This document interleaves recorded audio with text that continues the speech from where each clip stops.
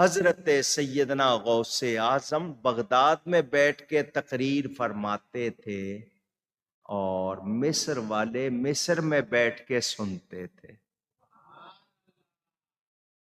Mic نہیں تھا، speaker نہیں تھا، ایمپلیفائر نہیں تھا، واکی ٹاکی کوئی اور سسٹم نہیں تھا۔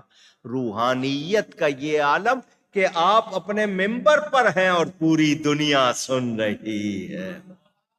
سوال ہے جی کہ مولانا کوکب نورانی صاحب ایک بار خطاب کر رہے تھے اور فرما رہے تھے کہ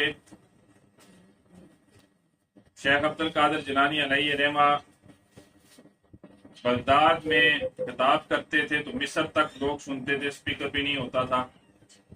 اس میں حقیقت کیا ہے؟ اس میں کوئی حقیقت نہیں ہے۔ یہ کہانیاں ہیں اور بس کہانیاں آپ انجوائے کیے جائیں، حقیقت سے اس کا تعلق نہیں ہے۔ کوئی بندہ ایسے ہو سکتا ہے؟ بولو نا،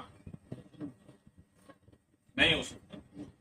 یہ صرف کہانیاں ہیں اور وہ کہانیاں پڑھتے ہیں اور آپ انجوائے کرتے رہے ان کہانیوں کو، اس سے آگے اور کچھ بھی نہیں ہے۔